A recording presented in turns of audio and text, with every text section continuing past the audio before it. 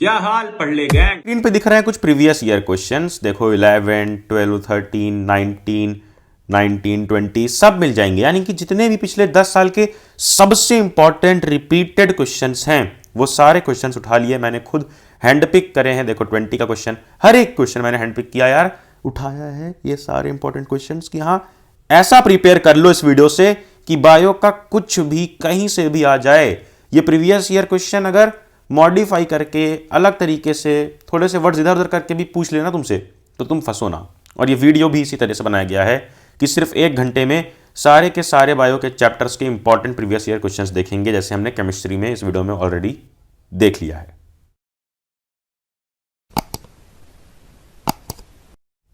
Start करते हैं chapter 1 life process से। पहला चैप्टर और पहला क्वेश्चन ही है 2020 का क्वेश्चन। क्या है क्वेश्चन? स्टेट द रोल, देखो पढ़ो मेरे साथ, state the role played by following in the process of digestion. Digestion process में क्या रोल प्ले करते हैं ये एंजाइम ट्रिप्सिन लिपेज। देखो मैंने एक वीडियो बनाई थी डायग्राम बेस्ड क्वेश्चन पे। इस डायग्राम बेस्ड क्वेश्चन में काफ़ी कुछ समझाया था, जिसमें डाइजेशन वाला डायग्राम जब मैं समझा रहा था डाइजेस्टिव सिस्टम वाला, तो उसमें ये भी समझाया था। तो वो वीडियो अगर तुम देख लोगे तो काफ़ी हेल्प होगी बायोलॉजी में। चलो आते हैं वापस। ट्रिप्सिन क्या करता है? ट्रिप्सिन मैंने तुम्हें बताया ही था कि ट्रिप्सिन प्रोटीन डाइजेशन में हेल्प करता है। कैसे कैसे हेल्प करता है यार? ट्रिप्सिन क्या करता है? सिंपली जो प्रोटीन्स होते हैं ना, जो प्रोटीन्स होते हैं उसको कन्वर्ट कर देता है किसमें? पेप्टोन में। फिर ये आगे फर्दर डाइजेशन होता है। और लिपेज क्या करता है? लिपेज फैट्स का डाइजेशन में हेल्प करता है। अब ये क्या करता है? ये फैट्स को कन्वर्ट कर देता है 2 चीज़ में, जो हैं FA यानी कि fatty acids and glycerol. Fatty acids and glycerol. अब यही है बिल्कुल सिंपल सा आंसर, जिसको तुम्हें बड़ी सिंपल वर्ड में लिख देना है वो सिर्फ एक लाइन में, कि trypsin helps by converting protein into peptones या breaking protein into peptone. Lipase helps by converting या breaking fats into fatty acid and glycerol. यही लिखा है। यहाँ पे थोड़ा एक्स्ट्रा लिख दिया है कि पैनक्रियाज में पाया जाता है और लिपेज पैनक्रियाज और स्मॉल इंटेस्टाइन में होता है। लिपेज क्या करता है? वही फैट्स को फैटी एसिड और ग्लिसरॉल में। फिर अगला पार्ट 2 ऐसी का, list 2 function of finger like projection present in small intestine. बोला है कि जो स्मॉल इंटेस्टाइन की ऐसे लेयर होती है उस पर जो ये ऐसे ऐसे ऐसे ऐसे ऐसे ऐसे ऐसे फिंगर लाइक प्रोजेक्शन होते हैं, इनको क्या बोलते हैं? तो सबको पता है यार, अगर तुमने थोड़ा सा भी चैप्टर पढ़ा है, इसको बोलते हैं VILLI, विलाई, विल्ली, ये जो बोलना है बोलो, स्पेलिंग याद रखना। अब ये करता क्या है? अगर मान लो कि ऐसा प्लेन ही सरफेस होता और यहाँ से कोई भी चीज़ पास हो रही होती और अब रीअब्जॉर्प्शन कर रहा होता, मतलब कि एब्जॉर्ब करना होता अपने अंदर, तो हेल्प ज़्यादा हो पाती, या ऐसे ऐसे रहे और कोई भी चीज़ जो रहे उसको ऐसे ऐसे ऐसे पास होना पड़े ताकि खूब सारी लेयर्स में पास होना पड़े और एब्जॉर्ब करने का जो एरिया है ये एरिया बढ़ जाए, तब ज़्यादा हेल्प होगी।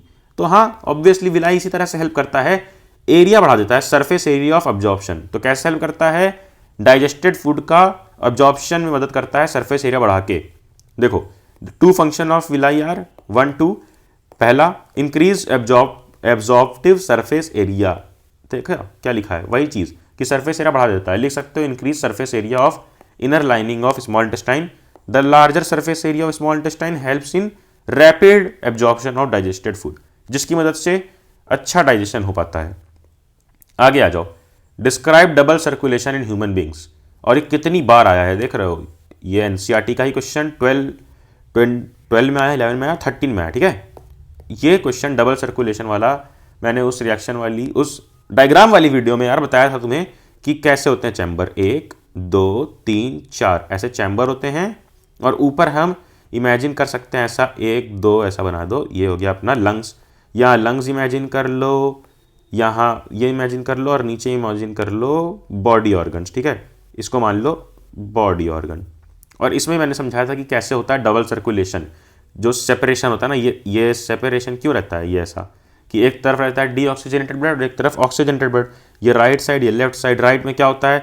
इधर से बॉडी से आ रहा होता है, वेना का वह से डीऑक्सीजनेटेड ब्लड आता है। अब ये डीऑक्सीजनेटेड ब्लड इधर आएगा, ठीक है, ये इसमें आया, फिर इसमें नीचे आया इसके, और यहीं से डायरेक्ट एक वेसल जाती है ऊपर जो कनेक्ट होती है लंग्स में, ये चला गया लंग्स में, ये लेफ्ट में नहीं जाता है, और फिर लेफ्ट से और फिर लंग्स से लेफ्ट में आता है यहाँ, फिर नीचे, और फिर ये जाता है बॉडी में। यानी कि राइट और लेफ्ट साइड का ब्लड हमेशा सेपरेट रहता है, ऑक्सीजनेटेड और डीऑक्सीजनेटेड हमेशा सेपरेट रहता है। किस लिए? क्योंकि हमारी एनर्जी डिमांड इतनी है कि हम मिक्स नहीं कर सकते हैं, सेपरेट करके ही हमें वर्क करना पड़ेगा। ठीक है, सर्कुलेशन करना पड़ेगा। अब इसी सर्कुलेशन को एक्सप्लेन करना है, डिटेल में लिखना है, तो और रीड कर लेते हैं, क्लियर हो जाएगा। और ये भी क्लियर हो जाएगा कि ये क्यों जरूरी, जो मैंने बताया एनर्जी डिमांड वाली चीज। The heart of human being consist of two side of right and left. Right side of heart receive deoxygenated blood from cells and tissues, जो बताया कि राइट साइड में डीऑक्सीजनेटेड ब्लड आता है, फर्दर चला जाता है कहां पे, लंग्स में, उसको लंग्स में भेज देते हैं डीऑक्सीजन ब्लड को प्यूरिफिकेशन के लिए। फिर लंग्स से कहां आता है, लेफ्ट साइड में। Left side of heart receive oxygenated blood, oxygenate होकर आता है लंग्स से लेफ्ट साइड में, which is pumped further and send to all part of body through blood vessel, जो ब्लड वेसल की मदद से पूरे बॉडी पार्ट्स में भेजा जाता है। This is called double circulation. अब इसी को डबल सर्कुलेशन कहते हैं कि इधर भी सर्कुलेट हो रहा है और इधर भी, और मिक्स नहीं हो रहा है। The energy demand of human beings is too large, hence it is necessary for separation of oxygenated and deoxygenated blood to meet energy demand। अब इसकी नेसेसरी क्यों है, ये क्यों जरूरी है, क्योंकि एनर्जी डिमांड हमारा इतना ज़्यादा है और एनर्जी डिमांड को मीट करने के लिए, यानी जो रिक्वायर्ड एनर्जी डिमांड उसको सप्लाई करने के लिए ऑक्सीजनेटेड डीऑक्सीजनेटेड को अलग अलग रखना पड़ता है। फिर ये प्लांट पे क्वेश्चन आ गया, डिफाइन द टर्म ट्रांसपीरेशन। यार मेरे को तो बड़ा बोरिंग लगता है जब भी हम अपने बारे में पढ़ रहे होते हैं ह्यूमन्स के बारे में और अचानक से फूल पत्तियों के बारे में पढ़ना पड़ता है। ट्रांसपीरेशन क्या होता है पता ही है, डिजाइन एंड एक्सपेरिमेंट। देखो 2019 में ट्रांसपीरेशन क्या होता है, बहुत ही सिंपल भाषा में समझाऊं तो ये समझ लो तुम्हारी लीव्स हैं, ठीक है, ये लीव्स हैं। अब इसी लीव्स पे से, ये लीव्स बन गई अपनी, इसी लीव्स पे से क्या होता है, डायरेक्ट वाटर गैस बन के निकल जाता है, वाटर लॉस होता है। क्या होता है, वाटर लॉस होता है, कहाँ से, लीव्स से डायरेक्टली, तो इसको कह देते हैं ट्रांसपीरेशन। वही यहाँ पर समझ लो, देखो loss of water vapour through stomatal openings. अब ऑब्वियसली गैसियस एक्सचेंज या गैसियस एक्सचेंज कहाँ से होगा, हमेशा स्टोमेटा से ही। और ये वाटर डायरेक्ट पानी तो जाएगा नहीं कि बारिश होने लग जाएगी, वाटर वेपर के ही फॉर्म में जाएगा, तो ये भी गैस ही है, कैसे जाएगा, स्टोमेटा से जाएगा। तो loss of water vapour through stomatal openings of leaves of plant is termed as transpiration.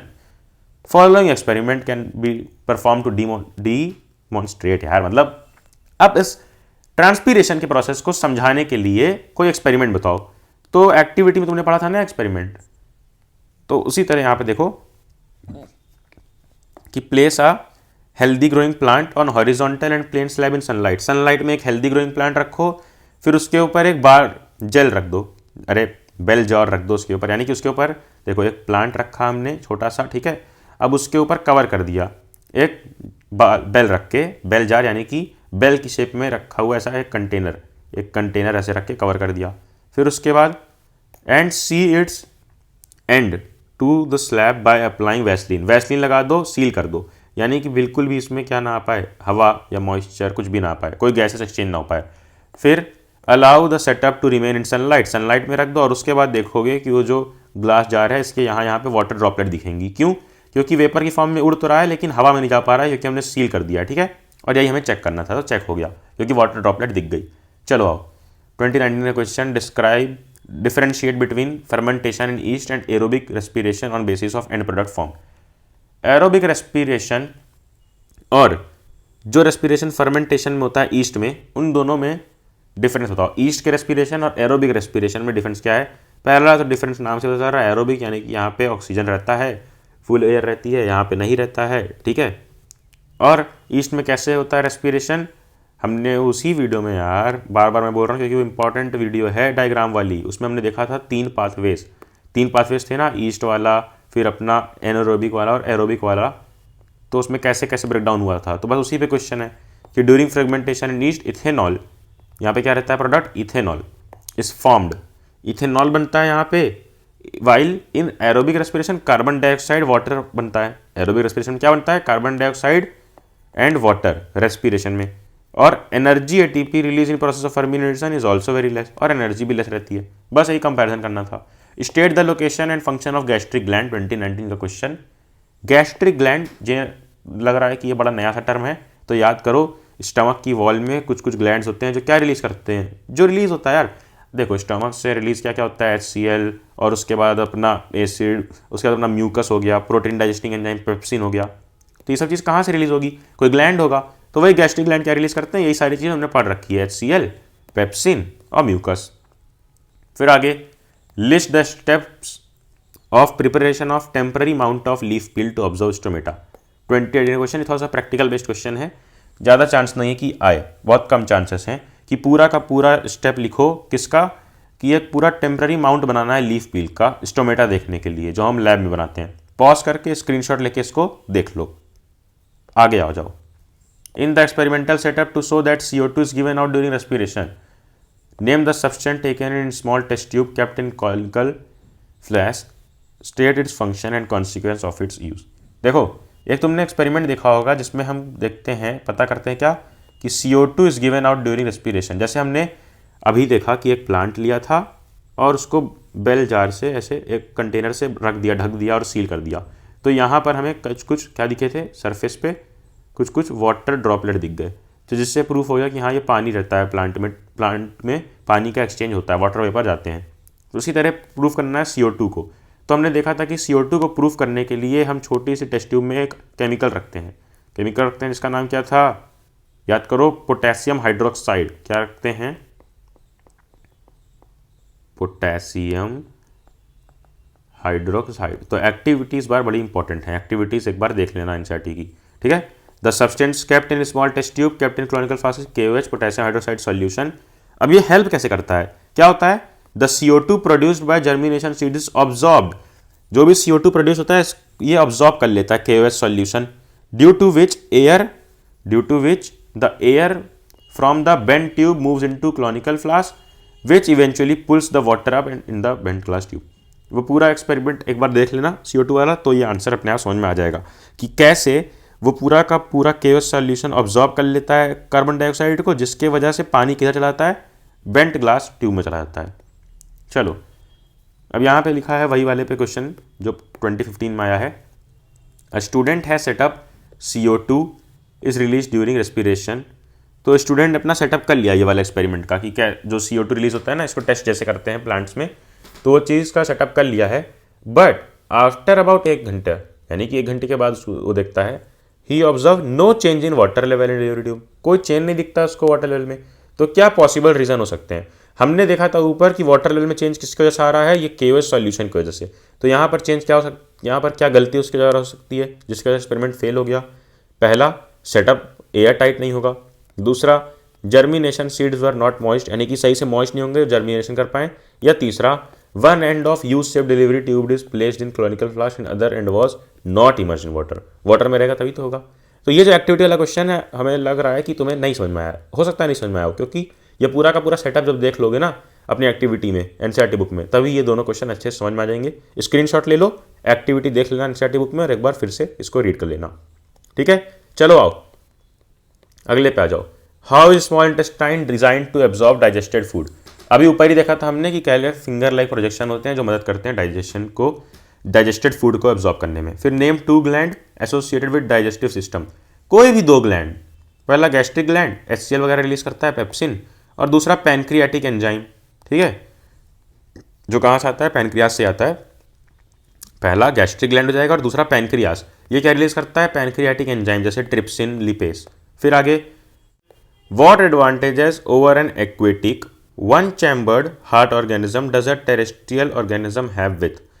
मतलब देखो यहाँ पे पूछा क्या गया है कि एक एक्वेटिक एनिमल है, जैसे मान लो कि एक फिश है, ठीक है, एक फिश है, और एक क्या है, एक है टेरेस्ट्रियल ऑर्गेनिज्म, एक कोई टेरेस्ट्रियल ऑर्गेनिज्म है। मान लो कि इधर अपना ये है, ये रहा मंकी, ठीक है, एक मंकी है, और एक क्या है, इधर फिश है। तो ये हो गया 1 चैम्बर्ड हार्ट है इसके पास, 1 चैम्बर्ड, और ये क्या है, एक्वेटिव है, एक्वेटिक एनिमल है, ठीक है, पानी वाला, और ये क्या है, टेरेस्ट्रियल है, ठीक है। तो अब इसमें पूछा गया है कि क्या अपना एडवांटेज है, what advantage over an aquatic animal does terrestrial में हैव, इसके पास क्या एडवांटेज है, क्या इसके पास अच्छा है, बताओ। तो सुनो कैसे ये रेस्पिरेशन करता है एक्वेटिक एनिमल, जब ऐसे इसकी जो गिल्स होती है ना, यहाँ पे ऐसे गिल्स अवेलेबल होती हैं फिशेस में, तो जब पानी ऐसे पास कर रहा होता है तो इसी पास करते हुए टाइम में ही पानी के अंदर गैसेस रहती हैं, ऑक्सीजन वगैरह, और उतना ही बस इसके पास चांस रहता है ऑक्सीजन और कार्बन डाइऑक्साइड जो भी रिलीज़ करना है, एक्सचेंज करना है, वो एक्सचेंज करने का। लेकिन वहीं अगर इसको देखा जाए तो ये तो स्पेस में रह रहा है, हवा में रह रहा है, और हवा में हर तरफ डिजॉल्व है गैसेस, तो इसके पास पूरा का पूरा ढेर सारी गैसेस अवेलेबल है ना, इसके पास ज़्यादा अमाउंट ऑफ ऑक्सीजन या ज़्यादा अमाउंट ऑफ गैसेस अवेलेबल हैं, लेकिन यहाँ पर इसके पास सिर्फ सही चांस है। तो यही लिखा है, aquatic organism takes in oxygen dissolve in water which is in less percentage than the oxygen. Oxygen ज़्यादा प्रेजेंट किस परसेंट कहाँ पे होती है? वाटर में ऑब्वियसली कम परसेंटेज ऑफ ऑक्सीजन रहेगा। और ये तो ओपन है पूरा, ये ओपन पूरा, यहाँ पे तो O2 है, ऑक्सीजन ही ऑक्सीजन है टेरेस्ट्रियल के पास। फिर अगला कि what advantage over an aquatic two chambered. अब मान लो कोई एक्वेटिक टू चैम्बर्ड ऑर्गेनिज्म है, two chambered heart regard to obtaining oxygen for respiration. अब इसके पास क्या है फ़ायदा? देखो क्या पूछा है कि two chambered heart regard to obtaining oxygen for respiration. दो चैम्बर हार्ट में क्या फ़ायदा होता है? Terrestrial organism can take in more amount of oxygen at a time than aquatic. तो टेरेस्ट्रियल ऑर्गेनिज्म ज़्यादा अमाउंट में ऑक्सीजन एक टाइम पर ले सकते हैं एक्वेटिक ऑर्गेनिज्म से, चाहे वो टू चैम्बर हार्ट का ऑर्गेनिज्म हो। ठीक है, चलो आओ। और इसके बाद यहाँ पे ये मत समझ लेना कि हाँ फिश को मैं कह रहा हूँ वन चैम्बर्ड, ये मैंने बस समझाने के लिए बताया था, सिर्फ और सिर्फ एक्सप्लेन करने के लिए। ये मत रखने लग जाना कि भैया fish is not one chambered. ठीक है, फिश में क्या होता है, कैसे चैम्बर्ड हर डिस्ट्रीब्यूशन होता है, ये तुम मुझे कमेंट में बताओ। चलो आ जाओ अगले पे। क्या है? Why rate of breathing in aquatic organism is much faster than that seen in terrestrial. क्योंकि amount of dissolve oxygen is in the air, क्योंकि because the more amount of dissolve oxygen, क्योंकि ऑक्सीजन ज़्यादा होता है air में। वहीं oxygen देखो क्या है, ये है एक, इसमें O2 1 2 और 3 है। ये क्या है? वाटर है। इसमें मान लो 3 यूनिट O2 है, और ये एयर है, इसमें मान लो O2 O2 O2 O2 O2 O2 O2। इसमें क्या है? इसमें 3 यूनिट है और इसमें 7 यूनिट है। तो अब अगर मान लो यहाँ मैं तुमको भेज दे रहा हूँ यहाँ, तो तुमको ज़्यादा सांस कहाँ लेनी पड़ेगी? यहाँ पर ही ना, बार बार लोगे बार बार छोड़ोगे, बार बार लोगे बार बार छोड़ोगे, गैसेस एक्सचेंज करोगे कि ज़्यादा ज़्यादा O2 ले सको जल्दी जल्दी। लेकिन यहाँ तो एक बार ले लोगे तो 7 यूनिट O2 तुम इनहेल कर पाओगे। तो इसीलिए यहाँ पर वाटर में क्या होता है? फास्टर रेट होता है ब्रीथिंग रेट, क्योंकि the amount of dissolve oxygen is more in air as compare to water. फिर discuss the role of HCl, pepsin, bile, trypsin in digestion of food in human body. Where are gastric gland in alimentary canal of human. तो देखो HCl का role हम सबको मालूम है, acidic medium बनाता है, जिससे जो पेप्सिनोजन होता है, पेप्सिन का ही देखो पेप्सिन का ही इनएक्टिवेटेड फॉर्म होता है पेप्सिनोजन। अब ये HCl जब इसमें मिलता है तो बना देता है उसको एक्टिव फॉर्म में पेप्सिन। ठीक है, पेप्सिन ये क्या होता है? एक्टिव फॉर्म होता है। और HCl का क्या काम है? बैक्टीरियाज जो भी फूड में होते हैं उनको कट कर देता है, यानी कि मार देता है। फिर पेप्सिन का क्या रोल है? Protein digestion. बाइल का क्या रोल है? Fat digestion. Bile break down fats. और बाइल कहाँ प्रोड्यूस होता है बताओ मुझे, प्रोड्यूस क्या होता है कमेंट में, और स्टोर कहाँ पे करते हैं बाइल जूस कमेंट में जल्दी बताओ। फिर उसके बाद ट्रिप्सिन क्या क्या रोल है? ट्रिप्सिन क्या करता है? प्रोटीन डाइजेस्ट करता है। और गैस्ट्रिक ग्लैंड कहाँ पाए जाते हैं? In the wall of stomach. How do autotroph obtain CO2 and N यानी nitrogen to make their food? CO2 from atmosphere through stomata and nitrogen from soil in the form of nitrate and nitrite. Explain how the human body responds when adrenaline is secreted. जब adrenaline release होता है तो क्या होता है blood human body में? अब adrenaline क्या होता है यार? वो हार्मोन जो किसी सिचुएशन इमरजेंसी वाली सिचुएशन से रिलीज होता है। जैसे कि तुम कहीं गए हो अपनी लड़की के साथ और पीछे से पुलिस की रेड आ गई, तो बस उसी में सिचुएशन में तुमको भागना पड़ेगा और वहाँ एड्रेनलिन रश होगा। या फिर तुम समझ लो एकदम बेकार मार्क्स आया तुम्हारा और तुम पापा के सामने जाके खड़े हुए हो और रिजल्ट उनके हाथ में है, तो जो उस टाइम पे सिचुएशन होगी, कुछ बच्चों के लिए पहली सिचुएशन हो चुकी होगी, कुछ के लिए दूसरी वाली, जिसके लिए जो है इमेजिन कर लेना। यहाँ पर देखो अब उस टाइम पर बॉडी में क्या होता है, देखो ये सारी चीज़ होती हैं। Heart beats faster resulted in supply of more oxygen to our muscles. Muscles में ज़्यादा ऑक्सीजन सप्लाई हो जाती है ताकि हम भाग सकें जल्दी। The blood to the digestive system and skin is reduced due to contraction of muscle around small arteries in the organs. देखो क्या होता है, अब क्या किया गया है, देखो कुछ रिजल्टेंट मसल में क्या किया गया है, कुछ टारगेटेड मसल्स में, जैसे बाइसेप हो गया या फिर तुम्हारा थाइज हो गया, पैर हो गए, तो यहाँ पर क्या किया गया है, ब्लड फ्लो बढ़ा दिया गया है। यहाँ पर ब्लड फ्लो बढ़ा दिया गया है, और जब यहाँ पर ब्लड फ्लो बढ़ाया जाएगा तो कहीं से तो कम किया जाएगा, बाहर चलाएंगे नहीं, बॉडी के कुछ पार्ट्स से रिस्ट्रिक्ट किया जाता है, यानी कि वहाँ पर कम ब्लड आता है और कुछ टारगेटेड मसल में ज़्यादा ब्लड। यही देखो हो रहा है कि डाइजेस्टिव सिस्टम में और स्किन में reduce due to contraction of muscle, वहां पर कम ब्लड फ्लो आता है डाइजेस्टिव सिस्टम में और स्किन में। This diverts the blood toward skeletal muscle, skeletal muscle में जाता है, यानी कि वो मसल जो यूज की जाती हैं मूवमेंट के लिए, वॉलंटरी मूवमेंट्स में। The breathing rate also increase because of contraction of diaphragm and rib muscles, rib muscle और डायफ्राम की कॉन्ट्रैक्शन की वजह से क्या होता है, ब्रीथिंग रेट भी बढ़ जाता है। क्या क्या देखा, heart beat faster resulted in supplying of more oxygen, the blood to digestive system and skin is reduced due to contraction of muscles around small arteries in this organs. फिर ये जो मैंने समझा ना कि डाइजेस्टिव सिस्टम और skin में कम blood आता है और ज़्यादा ब्लड कहाँ आता है, this diverts the blood to over skeletal muscle, skeletal muscle में the breathing rate also increases because of the contraction of diaphragm and rib muscle. Next, what is the role of saliva, तो सबको पता है saliva का role क्या होता है, बहुत ईजी रोल है, जल्दी से कमेंट करके बताओ। और ये भी बताओ कि डाइजेशन कहाँ पे स्टार्ट हो जाता है हमारी बॉडी में। What is the role of acid, हमने देख ही लिया। नेम टू डाइजेस्टिव एंजाइम, तो सैलिवरी एमिलेस जो ऊपर था, स्टार्च को शुगर में बदल देता है, सलाइवा से निकलता है सैलिवरी एमिलेस, AMYLASE। फिर प्रोटीन क्या करता है, प्रोटीन क्या करता है, अमीनो एसिड में तोड़ देता है, पेप्सिन, पेप्सिन क्या करेगा, प्रोटीन को अमीनो एसिड या पेप्टोन में तोड़ देगा, और ट्रिप्सिन प्रोटीन को अमीनो एसिड में तोड़ेगा, ठीक है। वहीं ये हो गया पेप्सिन और ट्रिप्सिन, ये दोनों प्रोटीन के हो गए, ये अपना आ जाता है वहाँ से और ये अपना आ जाता है किससे, इंटेस्टाइन में आता है ना। और लिपेज क्या करता है, ये फैट्स को फैटी एसिड या ग्लिसरॉल में तोड़ देता है, ठीक है। यहाँ पे कोई भी दो लिखना है, ये फैट वाला लिख दो और सैलिवरी एमिलेस वाला लिख दो, ठीक है। आगे बढ़ो। Which is the internal energy reserve in plant, plant में क्या होता है energy reserve. Do animals have the same energy reserve, क्या एनिमल्स के पास भी वैसे ही सेम एनर्जी रिजर्व होते हैं। देखो, प्लांट्स हैव स्टार्च, प्लांट्स में स्टार्च होता है एनर्जी रिजर्व जो कार्बोहाइड्रेट को स्टोर करके रखता है। एनिमल के पास ऐसा कोई एनर्जी रिजर्व प्लांट जैसा नहीं होता है। हमारे पास क्या होता है, जैसे ये कार्बोहाइड्रेट को स्टार्च में स्टोर करता है, वैसे हम ग्लाइकोजन की फॉर्म में स्टोर करते हैं कार्बोहाइड्रेट को स्टोर, ठीक है।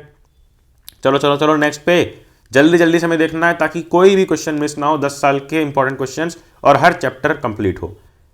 In human alimentary canal name the site of complete digestion of various component of food, small intestine होती है जहां पर डाइजेशन कंप्लीट होता है। स्टार्ट कहां पे होता है, कमेंट करके बताओ। Explain the process of digestion, पूरा डाइजेशन का प्रोसेस पॉज करो, रीड कर लो जल्दी, या स्क्रीनशॉट भी ले सकते हो। फिर यह है पूरा, assume that you are a veterinary surgeon, यानी कि जानवरों के डॉक्टर हो तुम, and you had removed a good length of small intestine of a bear, तुमने एक भालू की स्मॉल इंटेस्टाइन को हटा दिया है। That was forward into the stomach suffering from a intestinal tumour, क्योंकि इंटेस्टाइनल ट्यूमर था, उसको ऐसे ही नहीं हटा दिया है, डॉक्टर हो। Now would you suggest a plant based और अ मीट बेस्ड डाइट, चलो अच्छा क्वेश्चन है। तुमने क्या किया, बियर की स्मॉल इंटेस्टाइन को, जो बहुत बहुत बहुत बहुत लंबी इंटेस्टाइन होती है, इसको क्या किया, उड़ा दिया, हटा दिया, ठीक है। अब बताओ कि जब स्मॉल इंटेस्टाइन उसकी छोटी हो गई है, तुमने वो पार्ट हटा दिया जहाँ पर क्या था, वहाँ पर क्या था, वहाँ पर यार ट्यूमर था। अगर मान लो इतनी बड़ी है तो तुमने कुछ पार्ट हटा दिया, इतना पार्ट मान लो इतना से लेकर इतना तक कट कर दिया, ये पार्ट कट कर दिया है, तो बचा हुआ छोटी इंटेस्टाइन बची हुई है, तो उसको क्या बोलोगे, मीट खाए या प्लांट, तो उसको तुम बोलोगे कि सेलुलोज डाइट ज़्यादा ना खाए। देखो, I would suggest meat diet. अब बियर को तुम मीट बोल रहे हो, बोलना पड़ेगा, क्योंकि प्लांट बेस्ड डाइट के लिए लॉन्गर इंटेस्टाइन चाहिए होती है, स्मॉल इंटेस्टाइन, ठीक है, और कार्निवोर एनिमल्स में छोटी इंटेस्टाइन होती हैं, ठीक है। चलो आगे बढ़ो। क्यों चाहिए होती है, अरे सेलुलोज की वजह से, सेलुलोज प्रेजेंट होता है ना, उसको डाइजेस्ट करने के लिए लंबी इंटेस्टाइन चाहिए, और वहीं जो मीट होता है वो स्मॉल इंटेस्टाइन में सही रहता है, क्योंकि लंबी इंटेस्टाइन में ज़्यादा देर तक मीट पड़ा रहेगा तो सड़ने लग जाएगा मीट उसमें। आगे बढ़ो। Why do walls of trachea not collapse, क्योंकि इसमें होती है cartilaginous rings, rings of cartilage या कार्टिलेजियस रिंग्स। चलो, why is there a difference in rate of breathing, हमने ऊपर ही समझा दिया कि ब्रीथिंग के रेट में क्यों डिफरेंस होता है टेरेस्ट्रियल और एक्वेटिक में, बहुत अच्छे से समझाया ऊपर। Why is nutrition necessary of human body, क्यों नेसेसरी है, ऑब्वियसली एनर्जी रिक्वायरमेंट के लिए। What cause movement of food inside alimentary canal, ये अच्छा है। The wall of alimentary tract contain muscle which can contract and expand alternatively, alimentary canal में muscles होती हैं जो कॉन्ट्रैक्ट या एक्सपैंड कर सकती हैं। The contraction and expansion movement of walls of food pipe is called peristaltic movement, ये important है, क्या है, पेरिस्टाल्टिक मूवमेंट। और इसी पेरिस्टाल्टिक मूवमेंट की वजह से जो पार्शियली डाइजेस्टेड फूड रहता है वो आगे बढ़ता जाता है, क्योंकि देखो पहले माउथ में रहता है, बक्कल कैविटी में, फिर स्टमक में जाता है, फिर उसके बाद स्मॉल इंटेस्टाइन में जाता है, तो कैसे जा रहा है, किसकी वजह से जा रहा है? पेरिस्टाल्टिक मूवमेंट की वजह से, जो कैसे होता है? मसल्स जब एलिमेंट्री कैनाल की कॉन्ट्रैक्ट और रिलैक्स करती रहती हैं। कंट्रोल एंड कोऑर्डिनेशन, पहला क्वेश्चन 2020 का, why is chemical communication better than electrical impulse as a means of communication between cells in multi cellular organism? क्यों जो केमिकल कम्युनिकेशन होता है वो इलेक्ट्रिकल इम्पल्स से अच्छा माना जाता है? बताओ क्यों अच्छा माना जाता है जब हम बात करते हैं मल्टी सेलुलर ऑर्गेनिज्म की? क्योंकि मल्टी सेलुलर ऑर्गेनिज्म बहुत बड़े ऑर्गेनिज्म होते हैं और वहाँ पे क्विक रिस्पॉन्स चाहिए। अब सुनो, in animals the message communicated in form of nerve impulse from receptor to central nervous system from latter to effector is very quick. ये तेज होता है, ठीक है। देखो यार, अरे बताता हूँ, देखो समझो क्या होता है। पहले जिन्हें बिल्कुल आइडिया नहीं है यार, उन्हें भी आइडिया देना पड़ता है क्वेश्चन का, तो थोड़ा सा पेशेंस रखो तुम सब जिन्हें आता है आंसर। केमिकल रिस्पॉन्स होता है जो हार्मोनल होता है, ठीक है, जो हम हार्मोन से करते हैं। और इलेक्ट्रिकल क्या होता है?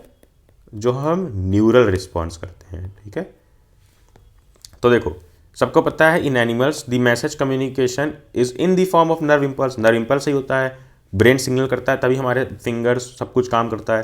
तभी ब्रेन सिग्नल कर रहा है, तभी मैं तुम्हें पढ़ा पा रहा हूँ, बोल पा रहा हूँ। और ब्रेन सिग्नल कर रहा है, तभी तुम रीड कर पा रहे हो या पढ़ पा रहे हो। और ब्रेन ही सिग्नल कर रहा है, तभी कई लोग रीड करते करते अपनी बाबू का रिप्लाई भी दे रहे हैं साइड में। ध्यान दो इधर। In animals the message communicated is in form of nerve impulse from receptor to central nervous system and from latter to effector. क्या होता है? एक रिसेप्टर रहता है मसल, जहाँ पे मान लो कुछ गर्म हमने छुआ तो वो रिसेप्टर हो गया, वहाँ से ब्रेन में और ब्रेन से रिसेप्टर में, जिसको इफेक्टर बोलते हैं, ठीक है। जब मैसेज आता है यही लिखा है, फ्रॉम लेटर यानी कि brain to effector is very quick, ये बहुत फास्ट है। लेकिन पर दिक्कत क्या है? But nerve impulse can reach only those animal cells which are connected by nerve tissue. जहाँ जहाँ पे नर्व टिश्यू है वहीं वहीं तक पहुँच सकता है ये signal. And these cells after generation and transmission of nerve impulse, ठीक है, नर्व इम्पल्स जनरेट होगी और ट्रांसमिशन यानी कि ट्रैवल होता है, takes some time to reset their mechanism before a new impulse is generated. थोड़ा सा टाइम लगता है, तभी एक न्यू इम्पल्स जनरेट होती है। बहुत छोटा सा टाइम, जो तुम्हें जनरली लाइफ में, नॉर्मल लाइफ में, एवरीडे लाइफ में महसूस नहीं होता है। It mean cells can not continuously generate and transmit electrical impulse. और इसका मतलब कि सेल्स थोड़ा सा जो ब्रेक लेती हैं ना, तो रिफ्रैक्टरी पीरियड होता है, थोड़ा सा ब्रेक लेती हैं अगले इम्पल्स, अगले नर्व इम्पल्स और नेक्स्ट नर्व इम्पल्स के बीच में, ठीक है। उसी ब्रेक की वजह से यार सेल्स कंटिन्यूसली नहीं कर पाती हैं ये काम की, बनाते भी रहें और ट्रांसमिशन भी होता है इलेक्ट्रिकल इम्पल्स का, जिसके लिए हमें चाहिए chemical communication. This is the reason most multi cellular organism use another means of communication called chemical communication. In chemical communication information spread out through out the blood and it's effects last longer. ये इसे कोई organ, वैसा ये जरूरत नहीं यहाँ पे कि वो ऑर्गन में जाएगा सिर्फ जहाँ जहाँ नर्व इम्पल्स जा सके, जहाँ जहाँ पे नर्व्स हों, क्योंकि ये है क्या?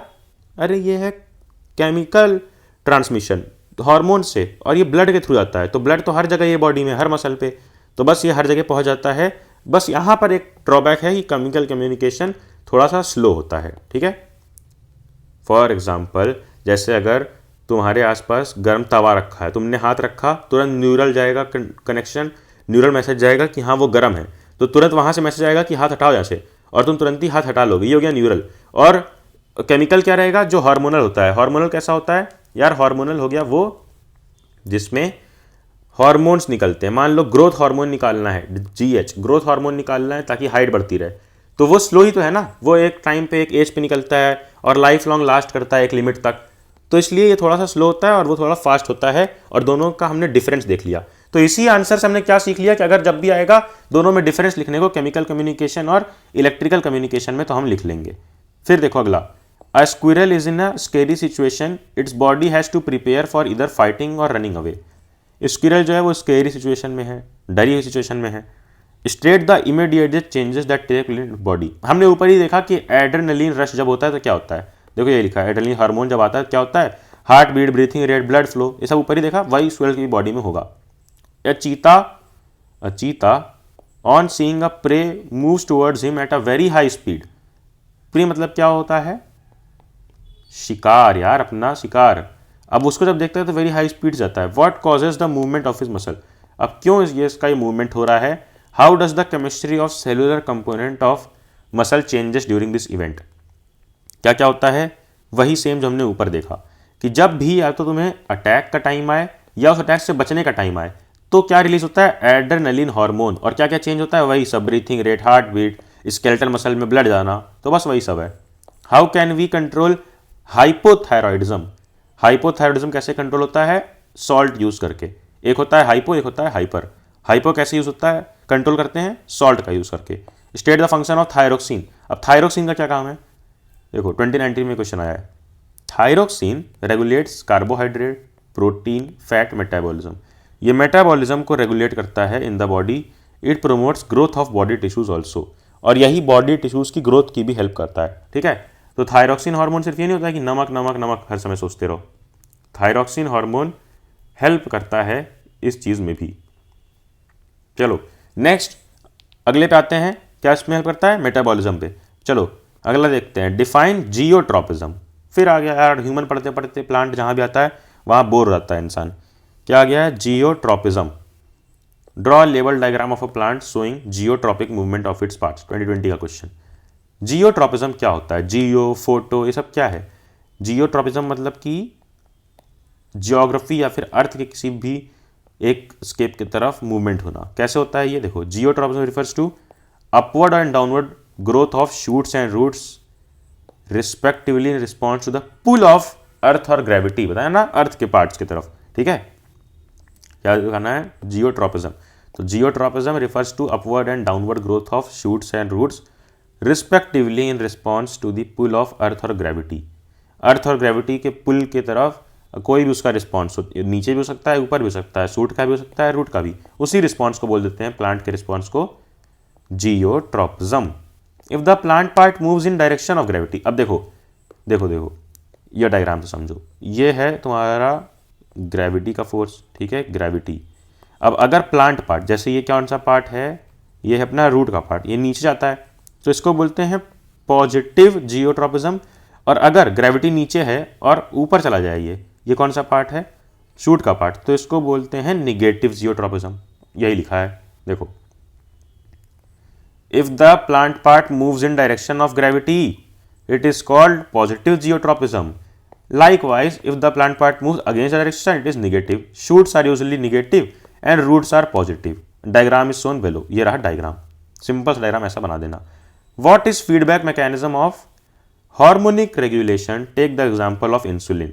वाओ, गुड क्वेश्चन कि फीडबैक मैकेनिज्म क्या होता है, और इंसुलिन का एग्जाम्पल लो। इंसुलिन अच्छा एग्जाम्पल है समझाने के लिए। देखो सबसे पहले फीडबैक, अगर मैं तुमको थोड़ा सा फीडबैक खुद का दूँ कि क्या होता है फीडबैक, तो जब भी हमारी बॉडी, मान लो ये यहाँ से ब्रेन से या फिर नर्वस सिस्टम से रिलीज हुआ कोई भी हार्मोन, जीएच मान लो, ग्रोथ हार्मोन, तो ये असर किया बॉडी पे। अब बॉडी मान लो खली जैसी बन गई, ज़्यादा ही ग्रो हो गई, ठीक है, बहुत ज़्यादा लंबी बॉडी हो गई, तो अब हमारी बॉडी रिस्पॉन्ड वापस देगी। क्या देगी, रिस्पॉन्ड वापस, इसी को बोलते हैं फीडबैक देगी कि भैया बहुत रिलीज हो गया ग्रोथ हार्मोन, अब बस करो, रोको। यही फीडबैक हमें यहाँ थोड़ी सी फॉर्मल लैंग्वेज में तुम्हें समझाना है। The endocrine gland. अब एंडोक्राइन ग्लैंड सिक्रीट्स हार्मोन लिखा है, जो सबको पता है भाई कि एंडोक्राइन ग्लैंड्स ही हार्मोन सिक्रीट करते हैं, एक्सोक्राइन नहीं। Endocrine gland secrete hormone depending upon the need of organism. Organism को जितनी नीड होती है, जैसे मैंने बताया, अब हाइट की जिस एज पे जितनी नीड रहेगी उस हिसाब से वो हार्मोन निकलेगा। यहाँ हम चलो एग्जाम्पल लेंगे इंसुलिन का, क्योंकि क्वेश्चन में बोला है the endocrine gland secretes height hormone depending upon the need of organism. The level of hormone secreted should be in an accurate amount. एक एक्यूरेट अमाउंट में होना चाहिए ना। The regulation of the quantity of hormones and timing of its release are controlled by feedback mechanism. Feedback mechanism की help से ही इसका regulation होता है। अब ये दो टाइप का फीडबैक होता है, एक होता है पॉजिटिव फीडबैक, जिसमें क्या होता है, the response accelerates the feedback, accelerates after the feedback. देखो अब जैसे कि यहाँ पर अगर मान लो, चलो हम इंसुलिन का एग्जाम्पल ले लेते हैं, ये रिलीज हो रहा है इंसुलिन, और बॉडी मान लो रिस्पॉन्ड कर रही है इधर से कि हाँ हाँ और इंसुलिन चाहिए, यानी कि पॉजिटिव रिस्पॉन्स कर रही, प्लस प्लस प्लस, तो यह करेगा और बढ़ा देगा इंसुलिन। वहीं अगर निगेटिव रिस्पॉन्स करेगी तो ये इंसुलिन कट कर देगा, कम कर देगा इंसुलिन। तो यही है positive feedback. In this mechanism the response accelerates after the feedback. Feedback के बाद बढ़ जाता है रिस्पॉन्स, यानी कि और तगड़ा तरीके से इंसुलिन आएगा। The effect is further intensified, और बढ़ जाता है in the same direction, it helps in speeding up the process. फिर negative, in this feedback the information given by feedback cause a reverse response, ये उल्टा कर देता है, यानी कि रोक देता है, कम कर देता है। It occurs when the system needs to slow down, रुकना पड़ता है कि बेटा रुक जाओ, हो गया, बहुत इंसुलिन रिलीज हो गया, रुक जाओ, थमो, और स्लो डाउन, और कंप्लीटली स्टॉप, या फिर तुरंत कंप्लीटली रोकना हो तो उसके लिए भी निगेटिव फीडबैक हमारी बॉडी अपने आप देती है। फॉर एग्जाम्पल, अब यहां से एग्जाम्पल लिया गया किसका, इंसुलिन का, जो क्वेश्चन बोला था। When we consume carbohydrate-rich diet, it is digested into glucose. The glucose is then absorbed by the body. Carbohydrate digest होता है ग्लूकोज में, और ग्लूकोज बॉडी में एब्जॉर्ब होता है। This result in increase of blood sugar level, अब glucose आ रहा है ब्लड में तो ब्लड का शुगर लेवल, मिठास लेवल बढ़ रहा है। And leads to stimulation of pancreas to secrete insulin. देखो क्या हुआ, मैकेनिज्म समझो, ये पैनक्रियाज है, ये बॉडी है। अब इस बॉडी में क्या हुआ, बॉडी में आ गया ढेर सारा ग्लूकोज, तो इसने दिया मैकेनिज्म कि भैया ज़्यादा ग्लूकोज आ गया है, इंसुलिन जल्दी से बढ़ा दो, तो इधर बढ़ गया इंसुलिन। ठीक है, देखो ये लिखा है, ये this results in increase of blood sugar level and lets stimulation of pancreas to secrete insulin. अब ये बोलता है इंसुलिन बढ़ाओ, तो वो उधर से इंसुलिन रिलीज करता है। Now insulin stimulates the target cell to take up extra glucose, अब इंसुलिन आता है, अपना काम करता है और एक्स्ट्रा ग्लूकोज को काउंटर करता है। दिस ग्लूकोज इज इधर यूज ड्यूरिंग रेस्पिरेशन और स्टोर्ड एज ग्लाइकोजन, अब यही ग्लूकोज या तो रेस्पिरेशन में यूज होगा या तो ग्लाइकोजन के फॉर्म में स्टोर हो जाएगा। Thus the level of insulin is reduced as pancreas receive negative feedback. अब अभी तो इसने दिया था पॉजिटिव फीडबैक, अब जैसे ही इस इंसुलिन के अमाउंट को कम करना है, यानी कि रोकना है, तो यहाँ से इसको क्या देना पड़ेगा, अभी तो इसने दिया था पॉजिटिव, अब इसको इधर से देना पड़ेगा निगेटिव, निगेटिव कि रुक जाओ भैया रुक जाओ, निगेटिव, तो इधर से ये रुक जाएगा, ये लिखा है। ठीक है, पॉजिटिव भेजेगा तो बढ़ेगा, निगेटिव भेजेगा तो रुक जाएगा। और इंसुलिन का एग्जांपल था तो इसलिए हमने इंक्लूड किया पैनक्रियाज, जहाँ से वो रिलीज होता है। पैनक्रियाज एक एक endocrine organ. For a receiving tennis player explain the path of stimulus to response. बहुत ही फुद्दू क्वेश्चन कि एक टेनिस प्लेयर है जो ऐसे रिसीव कर रहा है अपना शॉट, जस्ट मारने वाला है, तो क्या होगा, to receive the stimulus tennis ball racket पे लगेगी, स्टिमुलस रिसीव होगा, फिर दिमाग में जाएगा, फिर उसको कमांड आएगी, तो क्या करेगा, हिट द टेनिस बॉल। बहुत फुद्दू क्वेश्चन, ऐसे क्वेश्चन नहीं आएंगे। चलो जियोट्रोपिज्म तो देख लिया, लेकिन हाइड्रोट्रोपिज्म क्या है, the response of plant toward water is called hydrotropism. अब रूट क्या करती है, पॉजिटिव हाइड्रोट्रोपिज्म और so hydrotropism and this positive hydrotropism. Root ही तो शो करेगी ना रिस्पॉन्स, वाटर के लिए और कोई प्लांट और कोई पार्ट तो शो करता नहीं रिस्पॉन्स, प्लांट का रूट ही शो करती है। जैसे मान लो ये तुम्हारा प्लांट है, ऊपर नीचे रूट है, तो जितना जितना ग्राउंड लेवल में पानी पाया जाता है, अगर इधर पानी तो देखोगे रूट जड़ें अपने आप फैल जाती हैं पानी की तरफ, इसी को बोलते हैं पॉजिटिव हाइड्रोट्रोपिज्म, कि पानी की तरफ अपने आप चली जाती हैं। What are plant hormones? Plant hormones क्या होते हैं? Plant hormones are chemicals present in plants which help to coordinate growth, development and response to stimuli and environment. Coordinate करते हैं ग्रोथ में, डेवलपमेंट में, और रिस्पॉन्स करते हैं स्टिमुली एनवायरमेंट में। फॉर एग्जाम्पल दे दो, बड़े सारे हमने पढ़ रखे हैं इस चैप्टर में। ऑक्सीजन ग्रेनुलेंस, cytokinins, abscisic acid are different plant hormone. ठीक है, how do oxygen promote the growth of tendril around a support. Wow, how do oxygen tendril around a support. मान लो ये एक लकड़ी है जिसको तुम्हें नहीं लेना है, ठीक है, ये एक लकड़ी है। अब इसके आसपास मान लो एक प्लांट है, ये एक प्लांट उग रहा है, ठीक है। अब ये जैसे तुमने देखा होगा ऐसे लपेट लेता है, क्यों लपेट लेता है, इसी को बोलते हैं टेंड्रिल। क्यों लपेट लेता है, क्या ऐसा होता है प्लांट के अंदर, हार्मोनल चेंज, क्यों, ये हमें लिखना है। देखो, when tendrils come in contact with any support, जब कोई सपोर्ट, ये रहा टेंड्रिल रेड कलर का, यानी कि प्लांट का वो पार्ट छल्ले वाला जो रहता है ना, घुंघराले बाल जैसा, जो इनसर्कल कर लेता है ऐसी चीज़ों को, जो फंसा लेता है लकड़ी वकड़ी को। तो जब ये किसी सपोर्ट कॉन्टैक्ट में आता है, the part of tendril in contact with the object does not grow as rapid as the part of tendril away. देखो इस केस में क्या होता है कि ये पार्ट, देखो कॉन्टैक्ट में पहले ये वाला पार्ट आया है, तो ये पार्ट ज़्यादा ग्रो नहीं कर रहा होता है, उल्टा जो ये पार्ट है जो कॉन्टैक्ट में नहीं है, ये ज़्यादा ग्रो हो रहा है। अब ये ज़्यादा ग्रो होगा तो इसको एडजस्ट करना ही पड़ेगा अपने आप को कि एडजस्ट कर पाए पूरे के पूरे अपने ही पार्ट के ग्रोथ को, ठीक है। यही लिखा है the part of tendril in contact with the object does not grow as rapid as the part of tendril away from the object. ये जो दूर है ऑब्जेक्ट से वो पार्ट ज़्यादा तेज ग्रो करता है। This is caused by action of auxin hormone. किसकी वजह से? ऑक्सिन हार्मोन, ग्रोथ हार्मोन की वजह से। Less oxygen occurs on the side of contact as compare to free side. अब जो कॉन्टैक्ट में ऑलरेडी है वहां पे लेस ऑक्सीजन जाता है कि कम ग्रोथ उधर रहे और ज्यादा ग्रोथ किधर होती रहे, ज्यादा ग्रोथ किधर होती रहे, जो कॉन्टैक्ट में नहीं है उसके तरफ, ठीक है। As a result oxygen promotes growth on free side and tendrils coil around the support. जब फ्री साइड में ज्यादा ग्रोथ रहेगी तो टेंड्रिल्स को कॉइल यानी कि ऐसे ऐसे ऐसे ऐसे लपेटना पड़ेगा ही सपोर्ट को, ठीक है। Next, state the role of brain in reflex action. Brain का क्या रोल है रिफ्लेक्स एक्शन में? पढ़ो। The sensory area of brain receives information, interprets it and makes a rapid decision. The message is transmitted to motor area, the motor neuron sends the information to receptor organ. The entire process is controlled by medulla in the hindbrain. Hind brain का part होता है ना medulla, Pond's, spinal, तो अब इसी का जो medulla है ये कंट्रोल करता है इस प्रोसेस को। क्या करता है? तुरंत इंफॉर्मेशन रिसीव करता है, इंटरप्रेट्स यानी कि समझता है, and makes a rapid decision. This message is transmitted to motor area, the motor neuron sends information to receptor organ. अब वो ब्रेन सिग्नल भेजता है मोटर एरिया पे, मोटर एरिया का मोटर न्यूरॉन जो होता है वो सिग्नल भेजता है रिसेप्टर ऑर्गन पे, यानी कि वो ऑर्गन हाथ या पैर जिसको अब एक्शन लेना है। Next, how does feedback mechanism regulate hormone सिग्रेशन। ऊपर ही हमने बहुत अच्छे से देख लिया है। फिर why is use of iodise salt advisable. ऊपर हमने थायरोक्सिन का यूज़ वजह से देखा है कि क्या होता है, ये पॉज करके रीड कर लो।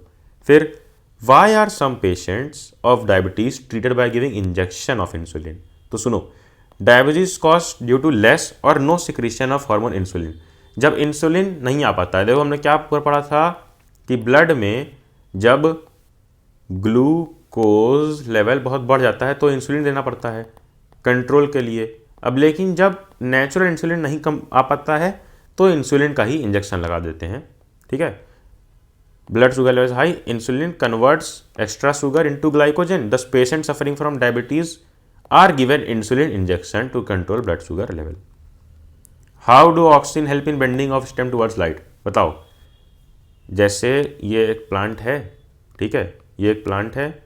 अब ये प्लांट इधर अगर सन है ना तो तुमने देखा होगा इधर ही स्टेम इसकी मुड़ जाती है। क्यों मुड़ जाती है इसकी stem? How do oxygen help in bending of stem towards light? यही देखना है। देखो, when growing plants detect light, जब ग्रोइंग प्लांट, जो प्लांट बढ़ रहे होते हैं छोटे छोटे पौधे, जब ये लाइट डिटेक्ट करते हैं, देखते हैं कि वहाँ पे लाइट है, तो एक हार्मोन जो होता है ऑक्सिन, ठीक है, ग्रोथ हार्मोन प्लांट्स का auxin, synthesised at the shoot tip help the cells to grow longer. ये शूट टिप पे बनते हैं और सेल्स को लॉन्गर ग्रो कराते हैं वहाँ पर शूट टिप पे। When the light is coming from one side plant, oxygen diffuse toward the shady side of shoot. देखो देखो देखो देखो, जैसे हमने ट्रेंडिल में देखा था कि जो पार्ट अटैच्ड है वहाँ पे नहीं होता ऑक्सीजन, उसी तरह यहाँ पर जैसे मान लो ये है ऐसे स्टेम, सिंपल सी स्टेम मान लेते हैं, ठीक है, ये क्या है? स्टेम है, और इधर साइड है सन, इधर साइड है सन, तो यहाँ पर छांव होगी, इस साइड क्या होगा? Shady region. कौन सा? ये साइड शेडी होगा। तो यहाँ पर जो शेडी होता है वहाँ पर ये देखो, यहाँ पर ज़्यादा मात्रा में क्या बनाते हैं? ऑक्सीजन। और यहाँ ऑक्सीजन जैसे ज़्यादा बना तो क्या होगा? यहाँ ऑक्सीजन ज़्यादा, तो ये ज़्यादा तेज ग्रो होगा ये एरिया। अब ये एरिया जब लंबा हो जाएगा और ये छोटा ही रहेगा तो इसको ऐसे बेंड होना ही पड़ेगा लाइट के तरफ। बहुत ही सिंपल भाषा में समझाया और वैसे ही लिखा भी है।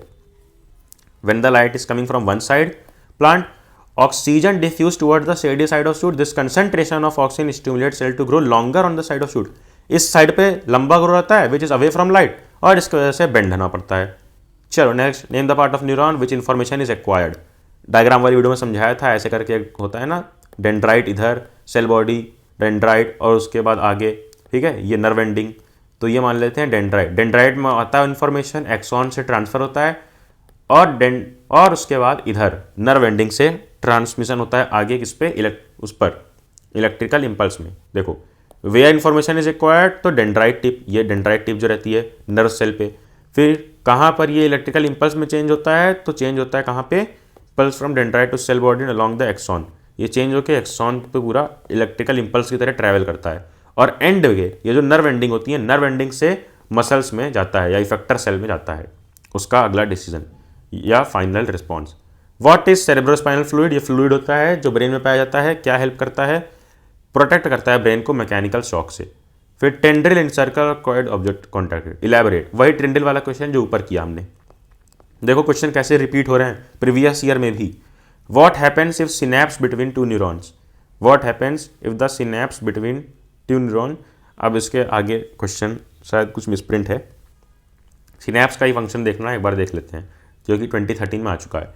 Synapse is the gap between nerve ending of one neuron and dendrite of another. देखो देखो देखो, ये ऊपर से रही ये नर्व एंडिंग, ये 1 2 3, ये मान लेते हैं क्या है, नर्व एंडिंग है किसकी? दूसरे न्यूरॉन की। और नीचे क्या है? नीचे अपना ये सेल बॉडी, ये रही इसके आसपास अपनी डेंड्राइट्स, ठीक है, डेंड्राइट्स दूसरे न्यूरॉन की, न्यूरॉन 1 न्यूरॉन 2। तो इन दोनों के बीच का जो ये गैप है, इसी को बोलते हैं सिनैप्स। तो synapse is the gap between nerve ending of one neuron and dendrite of another. और सिनैप्स पे होता क्या है? At synapse electrical impulse generated at dendrite of a neuron is passed on to other dendrite in the form of chemicals. Electrical impulse जो generate हुई रहती है वो अब केमिकल के फॉर्म में ट्रैवल करती है by axon ending of first neuron. Synapse ensure that nerve impulse travel only in one direction. A similar synapse allows delivery of impulse from neuron to other cell like muscle cell. अब देखो इसका function क्या क्या है। पहला function, the electrical impulse generated dendrite of one side is passed on to dendrite of another in form of chemical, ठीक है, chemical के थ्रू। और दूसरा फंक्शन, ये हो गया पहला।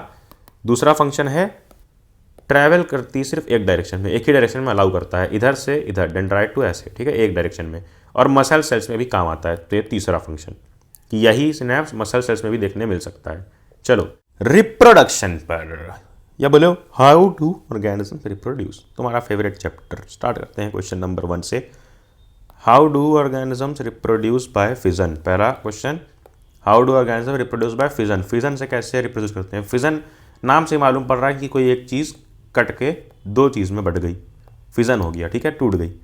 Right the name of any two organism which reproduce by this method. फिर differentiate between fission of Leishmania and Plasmodium. तो cell division takes place which leads to creation of new individual. Fission से कैसे होता है? Cell division होता है। देखो fission के वक्त होता क्या है, अपनी बॉडी रहती है ना, मान लो ये एक बॉडी, इसका न्यूक्लियस है, तो बॉडी का न्यूक्लियस फिर दो पार्ट में डिवाइड होता है, और न्यूक्लियस मिल गया यानी कि ब्रेन मिल गया बॉडी का, तो इसलिए बॉडी सक्सेसफुल डिवीजन होता है और न्यू इंडिविजुअल बन जाते हैं जो इंडिविजुअल लाइफ अपनी जी सकते हैं। लेकिन इसमें होता क्या है, जो पेरेंट लाइफ है वो खत्म हो जाती है, 1 से 2 बन जाता है, ठीक है। अब इसके एग्जाम्पल क्या है? बैक्टीरिया है, प्रोटोजोआ है। लिशमीनिया क्या करता है और प्लाज्मोडियम, दोनों में डिफरेंस है ना, कि ये डिफरेंट ओरिएंटेशन में होता है। जैसे मान लो लिशमीनिया है ये ऐसा, तो ये डिफरेंट ओरिएंटेशन में होगा, ऐसे 20 से कटेगा, ठीक है, एक ये बन जाएगा, एक ये बन जाएगा। लेकिन वहीं अगर एग्जाम्पल प्लाज्मोडियम का लें तो ये मल्टीपल फिजन दिखाता है। ये मल्टीपल फिजन और ये बाइनरी फिजन, ये डिफरेंट ओरिएंटेशन में होगा, ये डिफरेंट ओरिएंटेशन में नहीं होगा, ठीक है। आगे आ जाओ। Explain the process of regeneration in planaria, how is this process different from reproduction. Good question कि भाई रीजनरेशन प्लैनेरिया में कैसे होता है और रीजनरेशन और रिप्रोडक्शन में क्या डिफरेंस है। तो planaria gets cut into many pieces, each piece grow into separate individuals, specialised cells proliferate, mass of cells gets differentiated into various cells and tissues. जो प्लैनेरिया है ना, ये क्या करते हैं ना, इसको अगर तुम कट कर दो, ठीक है, समझ लो ये जादुई शक्ति इसके पास बेंटेन बन चुका है, कट वट कर दोगे इसको तो भी ये इंडिविजुअल्स में आ जाता है, ठीक है, ईच इंडिविजुअल इसके बन जाते हैं। अब ये चीज़ रिप्रोडक्शन से कैसे अलग है, देखो planaria gets cut into many pieces, each piece grow into separate individual, specialised cells proliferate, mass of cells get differentiated into various cells. क्योंकि इसके पास स्पेशल सेल्स होते हैं जो वापस बन जाते हैं और ऐसा सेल बना लेते हैं जो अलग अलग सेल्स और टिश्यू बना देती है आगे चल के। अब regeneration is not the same as reproduction, as most of organism would not normally depend on being cut to be able to reproduce. क्यों डिफरेंट है दोनों चीज़ें? क्योंकि प्लैनेरिया को ऐसा करने के लिए प्लैनेरिया को कई सारी पीसेस में काटना पड़ता है, ठीक है। प्लैनेरिया डिपेंड है इस चीज़ पे कि कोई उसको काटे, या वो किसी इंसिडेंट से कट जाए तभी वो अलग अलग पीसेस में ग्रो होगा, डिफ्रेंशिएट होगा। लेकिन रिप्रोडक्शन ऐसी चीज़ है जिसमें it is normally for repair of damage part, ठीक है। ये चीज़ थी रिपेयरिंग के लिए हो सकती है, क्या चलो कट गई तो रिपेयर हो गया, ठीक है। लेकिन रिप्रोडक्शन ऐसा नहीं होता है। Reproduction is not the same as reproduction as most of organism would not normally depend on being cut. वो कटने पे डिपेंड नहीं करेंगे, कोई काट देता वो रिप्रोड्यूस करें, क्योंकि रिप्रोडक्शन तो करना ही है। आगे आ जाओ, यही है regeneration is not reproduction justify. When a piece is cut it grows into complete organism. Regeneration is carried out by special cell. It is not reproduction since most organism would not be able to grow through pieces or would not rely on being cut, यानी कि कटने का इंतजार नहीं करेंगे reproduce करने के लिए। Give the function of following: sigma ovary pollen tube और state in brief the formation of seed in flower। तो स्टिग्मा का क्या फंक्शन होता है? The sticky terminal part of carpel is stigma, it receives pollen. यही ये जो हमने देखा है, ये जैसे पार्ट है ना जिसपे पॉलन आ रहा है, यही होता है अपना स्टिग्मा, ठीक है। फिर ओवरी, ओवरी हमने देखा the swollen part at bottom of carpel is called ovary. Carpel यानी कि फीमेल रिप्रोडक्टिव पार्ट पे जो नीचे वाला पार्ट होता है, बॉटम पार्ट, सोलेंट सूजा हुआ टाइप का, ठीक है, फूला हुआ थोड़ा सा, उसको बोलते हैं female germ cell which form seed after fertilisation. और तीसरा pollen tube transfer of milk gamete में मदद करता है, अभी देखे हमने ऊपर। और ये देख लो, state in brief the formation of seed in flower. Flower कैसे फॉर्म होता है? After fertilisation zygote divide several time to form an embryo within the ovule. The ovule develops a tough coat and is gradually converted into a seed. ये seed में convert होता है, फिर उसके बाद सीड प्लांट होगा, उगेगा पेड़ पूरा, और पेड़ में निकलेंगे क्या? फ्लावर। चलो define the term double fertilisation in plant. हमने तो देखा था यार डबल सर्कुलेशन एनिमल्स में, अब ये डबल फर्टिलाइजेशन क्या है प्लांट्स में। देखो, after fertilization name the part in which case develops into fruit और सीड। फ्रूट क्या बनता है, सीड क्या बनता है? ऊपर ही मैंने बताया था, फ्रूट क्या बनता है, ओवरी फ्रूट बन जाता है, और उसी के अंदर जो ओव्यूल होते हैं वो सीड बन जाते हैं। यहाँ ऊपर देख लेते हैं डबल फर्टिलाइजेशन क्या होता है। Double fertilization it occurs when one male nucleus fuses with egg cell. देखो पहले बता दूं तुम्हें कि दो मेल जर्म सेल आते हैं, ठीक है, या मेल न्यूक्लियस आते हैं। पहला न्यूक्लियस क्या करता है, एग सेल के साथ यानी ओवम के साथ, एग सेल के साथ कंबाइन हो जाता है, और दूसरा क्या करता है, देखो, and other male nucleus fertilizers with two polar nuclei. अब एग सेल में ही दो पोलर न्यूक्लियाई होती हैं जिनके साथ ये मिलकर बना लेता है क्या, टू कॉज ट्रिपल फ्यूजन। ये दो न्यूक्लियाई इसकी हो गई ओव्यूल की, और एक ये खुद मिलकर बना लेता है ट्रिपल न्यूक्लियस, ठीक है, triple fusion. As these two types of fertilization takes place in the same time in ovule of plant, it is known as double fertilization. अरे यार सिंपल भाषा में समझो, देखो बहुत सिंपल भाषा में, कि ये जो आता है जर्म सेल, इसमें दो न्यूक्लियस होते हैं, और ये जो ओवरी होती है इसमें तुम्हारा हो गया, इसमें तुम्हारा दो पोलर न्यूक्लियाई होते हैं और एक जर्म सेल होता है। तो एक न्यूक्लियस पोलर न्यूक्लियाई के साथ मिल जाता है, तो एक दो तीन मिलके बना लेते हैं ट्रिपल फ्यूजन, और ये एक जर्म सेल और एक ओवम यानी कि एग मिलके बना लेता है जाइगोट। तो दो फर्टिलाइजेशन हो गए ना इन दोनों को मिलाकर, इसीलिए इसको बोल देते हैं डबल फर्टिलाइजेशन। अब ड्रॉ अवेलेबल डायग्राम, लेकिन अब डायग्राम ड्रॉ करने को नहीं आता, ये बहुत पहले का है, 10, 11, 12, 13, 15 बहुत बार रिपीट हुआ है, बहुत पहले का है। 15 तक में ही आता था ड्रॉ करने को, उसके बाद 18 के बाद ड्रॉ करना बंद हो गया। लेबलिंग करके इसका फंक्शन पूछता है, जैसे अचानक से मान लो पूछ लेगा कि इसमें ओवरी का क्या फंक्शन है या स्टिग्मा का क्या फंक्शन है, ठीक है। Now differentiate between pollination and fertilization. Pollination होता है यार पॉलन ग्रेन का ट्रांसफर कहाँ से, स्टेमन से पिस्टिल ऑफ फ्लावर पे। फर्टिलाइजेशन क्या होता है, इन दोनों का फ्यूजन, मेल और फीमेल गैमेट का fusion. What do fossil tell us about process of evolution. Evolution पे बेस्ड क्वेश्चन नहीं आएगा इस साल, ठीक है। चलो, why are testis located outside abdominal cavity. जो मेल्स में टेस्टिस होते हैं वो क्यों एब्डोमिनल कैविटी यानी कि जो हमारी बॉडी है उसके अंदर, जैसे स्टमक अंदर है एब्डोमिनल कैविटी के, तो ये टेस्टिस जो है ये बाहर क्यों होते हैं ये बताओ।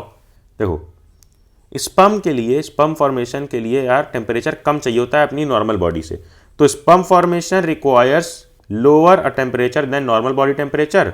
The temperature is 1 to 3 degree Celsius lower than temperature of body. बाहर का टेम्परेचर हमेशा 1 से 3 डिग्री सेल्सियस लोअर रहता है नॉर्मल बॉडी टेम्परेचर से, जो हमारा बॉडी टेम्परेचर है। तो टेस्टिस आर दस located outside so that scrotum provides N optimal temperature. Scrotum क्या है, जो टेस्टिस के ऊपर कवरिंग है ना पूरी एक स्किन की, वो रफ स्किन को क्या बोलते हैं, स्कॉर्टम। तो स्कॉटम क्या करता है, इसी टेम्परेचर को अंदर टेस्टिस के अंदर मेंटेन करने में हेल्प करता है जिससे स्पर्म फॉर्मेशन हो सके। फिर mention the endocrine and exocrine function of testis. Endocrine function किसी भी चीज़ का क्या होता है, हार्मोन रिलीज करना। तो endocrine function of production of male hormone का प्रोडक्शन करना टेस्टिस में होता है, टेस्टोस्टेरोन। और एक्सोक्राइन फंक्शन क्या है इसका, मेल गैमीट्स का फॉर्मेशन करना, स्पर्म्स का। चलो, trace the path of sperms from where they are produce in human body to exterior. पूरा पाथ, तो पूरा पाथ क्या होता है, the formation of sperms take place in testis delivered through vas deferens which unites to a tube coming from urinary bladder to form urethra from where they are excreted out of the body। क्या होता है, testis जहाँ पे होता है इसका formation, क्या होता है, फॉर्मेशन। फिर यहाँ से कहाँ आता है, वास डिफरेंस। डायग्राम बेस्ड वाले वीडियो में मैंने ये सब समझा रखा था, डायग्राम के साथ डायग्राम बेस्ड क्वेश्चन देखो आ रहे हैं। वास डिफरेंस इससे क्या होता है, ये समझ लो एक पाइपलाइन होती है, एक पैसेज होता है जिससे ट्रांसफर होता है। कहाँ पे होता है ट्रांसफर होता है यूरेथ्रा में। यूरेथ्रा क्या है, जो यूरिनरी पाइप होती है, कॉमन पाइप जिससे यूरिन भी जाता है और स्पर्म भी, ठीक है, जिससे एक्सटीरियर में अपना रिलीज होता है। कहाँ रिलीज करते हैं स्पर्म को, रिप्रोडक्शन के टाइम, वेजाइना में, फीमेल बॉडी के वेजाइना में। चलो, द फॉर्मेशन ऑफ स्पर्म हमने पढ़ लिया स्पर्म वाला। अब प्रोस्टेट ग्लैंड देखो, right the function of secretion of prostate gland and seminal vesicle. Prostate gland के सिक्रीशन का क्या फंक्शन है, add the secretion so that its sperms are now in a fluid which make them transparent, easier and provide nutrition। Nutrition provide करना, उनको transparent बनाना और easy to travel बनाना, ठीक है, flow में बनाना, फ्लूइड बनाना। Distinguish between the function of ovary and testis. तो ovary and testis में डिस्टिंग्विश करना है, ये कई बार आ सकता है। सुनो, ovary is primary sex organ in female, testis is primary sex organ in male. This produce eggs, this produce sperm, ये हो गया difference. It secretes hormone such as estrogen and progesterone और it secrete hormone such as testosterone. Ovary remains functional up to 50 years of age, 50 साल की age तक, और testis remain functional up to 70 years of age, यानी कि 70 साल की age तक। 13-14 में क्वेश्चन आ चुका है। फिर वाई डज मेंस्ट्रुएशन अकर, इस पे बताओ answer. If the egg is not fertilized then it is lost after 1 day। The uterus prepare itself to receive a fertilized egg. The lining of uterus becomes thin and spongy. These linings slowly break down and come through vagina as blood and mucus. This process is called menstruation. So it takes place when no fertilization of a egg takes place. अरे simple भाषा में समझो यार, जो मैंने बोला उसको समझो नीचे। देखो क्या होता है ना कि एग, ये रही अपनी ओवरी, ये रही क्या ओवरी, इससे एग रिलीज हो गया। अब ये एग कहाँ आता है, फेलोपियन ट्यूब से आता है बॉडी में, यूट्रस में। ये आ गया कहाँ पे, यूट्रस में। और ये जो यूट्रस की लाइनिंग होती है ना, ये बहुत थिक हुई रहती है। क्यों, क्योंकि इसको पता होता है कि कब आ रहा है अपना एग। और एग क्यों ये थिक होती है, ताकि एग और स्पर्म कंबाइन करें और यहाँ पर इम्प्लांट हो जाए जाइगोट के फॉर्म में।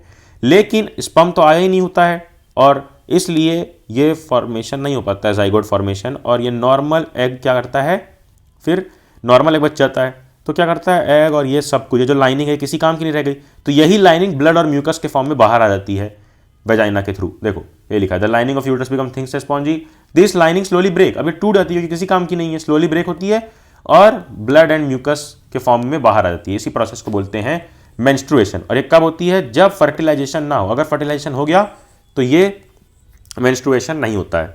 Next, state the changes that take place in uterus subsequent to implantation of young embryo. जब एम्ब्रियो इम्प्लांट हो जाता है, यानी जाइगोट, अभी जो मैंने बताया ऐसे इम्प्लांटेशन हो जाता है, तो क्या क्या चेंजेस होते हैं। How does this embryo get nourishment inside body, ये इंपॉर्टेंट क्वेश्चन है। देखो, the uterine wall thickens that is richly supplied with blood, blood supply काफ़ी अच्छी होती है।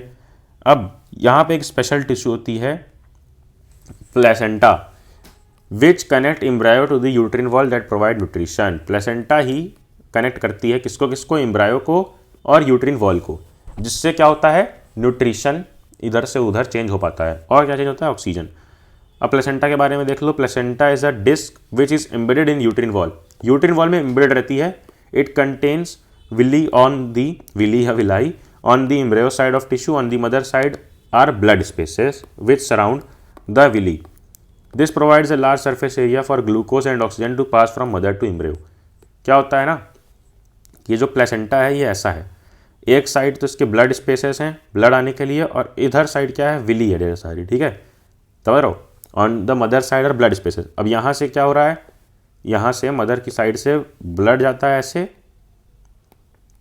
ठीक है, ब्लड आता है, और एम्ब्रियो की साइड यहाँ पर ये जो है ये ब्लड वगैरह ऑब्जॉर्ब होकर इधर एम्ब्रियो की साइड में जाता है। तो यानी कि दोनों में एक्सचेंज कौन करा रहा है ग्लूकोज और ऑक्सीजन का, मदर और चाइल्ड में या एम्ब्रियो में, प्लेसेंटा। ये तीनों पॉइंट रीड कर लो। आज चैप्टर हेरिडिटी पे, in a mono hybrid cross between T plants denoted by T T and short pea plants denoted by small double T, सिहाज अनंत obtained only tall plants denoted by TT, एक capital T और एक small T, in the F1 generation. However, in F2 generation, she obtained both tall and short plants. Using the above information, explain the law of dominance. देखो, इस information को use करते हुए law of dominance बताना है। Law of dominance अगर तुम्हें पता है तो भी इस इंफॉर्मेशन को नोट कर लो। क्या इंफॉर्मेशन, इन्होंने मोनो हाइब्रिड क्रॉस किया है, किसका किसका, टी का और एक शॉर्ट पी प्लांट का, टी का, जिससे बना क्या है, टी क्रॉस टी, और बनता क्या है, इनकी पहली जनरेशन यानी कि F1 जनरेशन क्या बनती है, टी। अब लेकिन जब ये F1 जनरेशन का क्रॉस कराते हैं यानी कि टी क्रॉस टी, तो इनको टॉल और शॉर्ट सब देखने मिलते हैं, ठीक है। यही हमें दिखाना है। लॉ ऑफ डोमिनेंस यही तो कहता है ना कि पहली F1 जनरेशन में एक चीज़ डोमिनेंट रहेगा, लेकिन आगे सब्सीक्वेंट जनरेशन में सारे जो रिप्रेसिव कैरेक्टर्स थे वो भी आ जाएंगे। देखो यही लिखा है, according to law of dominance trait that is dominated gets expressed in the F1 generation. जो डोमिनेटेड है वही सिर्फ दिखती है F1 में, एक्सप्रेस होती है। Although both the dominant and recessive trait gets inherited in F2 generation. ये रहा एक minute, although the dominant and recessive traits get inherited in F1। देखो एक्सप्रेस F1 में सिर्फ वो होती है, लेकिन इनहेरिट तो दोनों होती है, मतलब कि यहाँ से आती दोनों है, टी स्मॉल और टॉल दोनों आती है, ठीक है। अब it is only the dominant trait which gets express, that is a single copy of dominant it is express. Trait like T is thus dominant trait, यानी कि टॉल वाली डोमिनेंट थी, इनहेरिट दोनों होती है, लेकिन एक्सप्रेस कौन सी होती है, जो डोमिनेंट होती है, लेकिन सब सीक्वेंट जनरेशन में एक्सप्रेस हो जाती है। इसीलिए यहाँ पे लिखा है कि इन F2 generation she obtained both toll and short, आगे की जनरेशन में आ जाती है। क्यों आ रही है, ये प्रूफ है, आ रही है ना। देखो आगे की जनरेशन में आ रही है, स्मॉल टी हो गया, टी हो गया, क्यों आप आ रही है, क्योंकि इनहेरिटेड थी, बस एक्सप्रेस नहीं हुई थी, यही प्रूफ है। What evidence do we have for the origin of life from inanimate matter, ये नहीं आ रहा है क्योंकि इवोल्यूशन कट है। फिर only variation that confer an advantage to an individual organism will survive in a population, do you agree. तो जब जहां वेरिएशन होती है वही सर्वाइव करेगा। देखो only variation that confer an advantage to an individual, अरे यार इसका मतलब ये है कि सिर्फ वो वेरिएशन, देखो सिर्फ वो वेरिएशन जो एडवांटेज कॉज करे। अब वेरिएशन होती है किसी ऑर्गेनिज्म में, एडवांटेज भी कॉज कर सकती है, डिसएडवांटेज भी। तो जो सिर्फ एडवांटेज कॉज करे to an individual organism will survive in a population, क्या सिर्फ वही वेरिएशन होगी। अगर वो एडवांटेज नहीं कॉज कर रही है तो क्या वो वेरिएशन होगी ही नहीं आने वाली जनरेशन में। बहुत बार पूछा गया ये क्वेश्चन, तो आंसर है कि no many of the times the variations are not advantageous to an individual organism।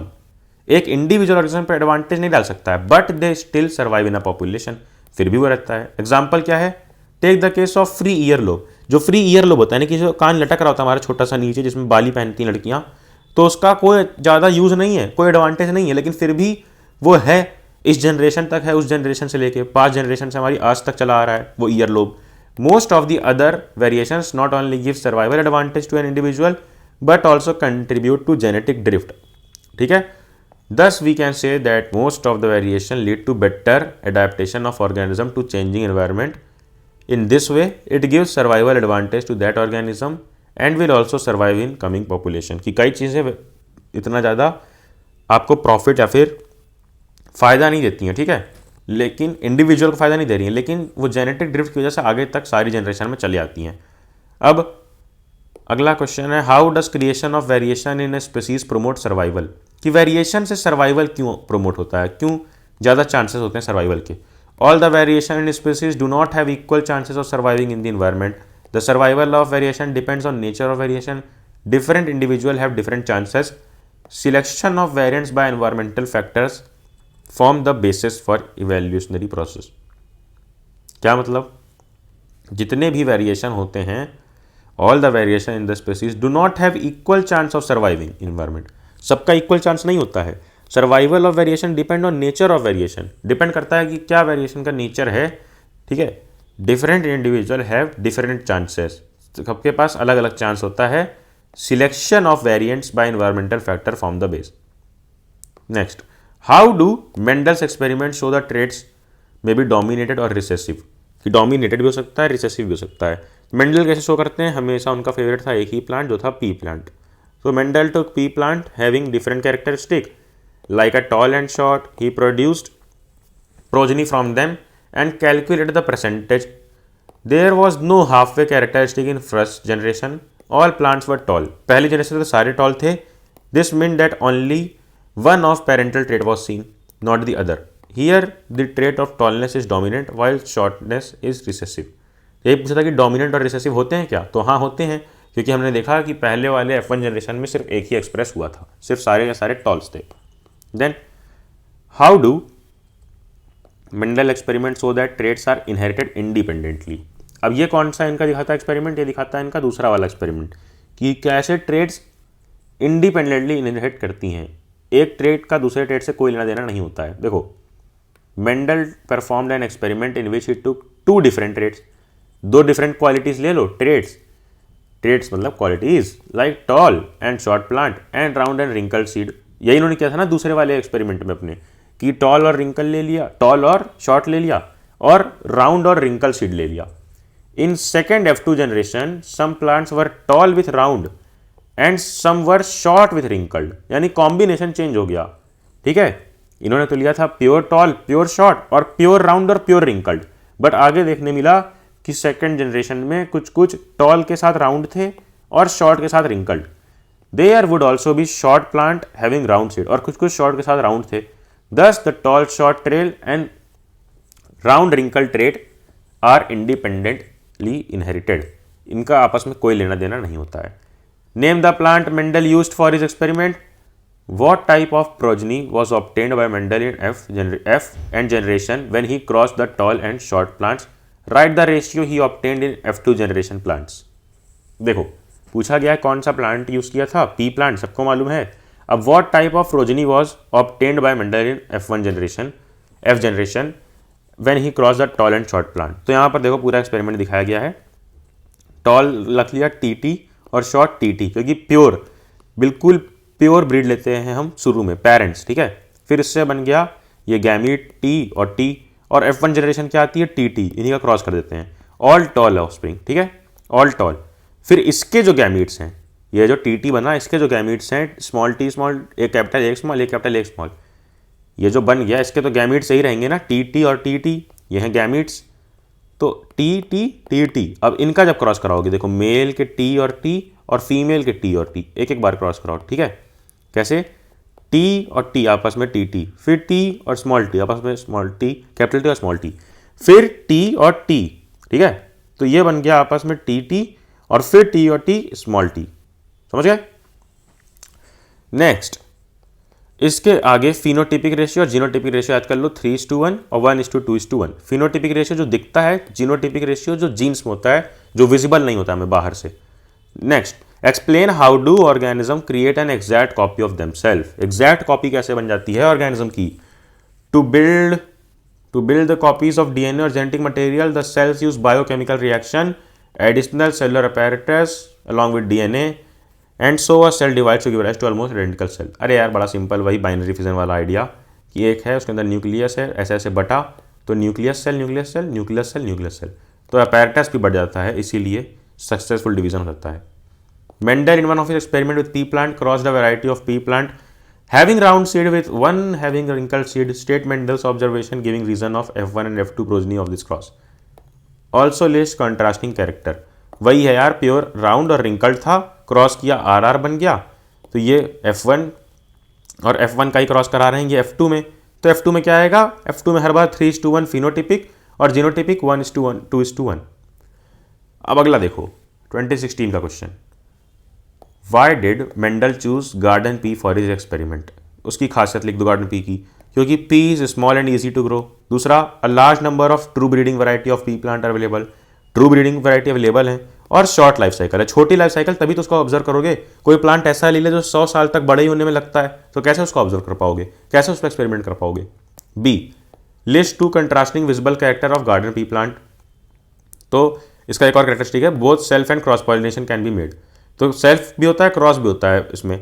अब बी देखो कि 2 कॉन्ट्रास्टिंग कैरेक्टर अवेलेबल, कई सारी कॉन्ट्रास्टिंग कैरेक्टरिस्टिक्स थी, जैसे कि tall short, round wrinkle seed, white purple flower और ग्रीन येलो सीड्स।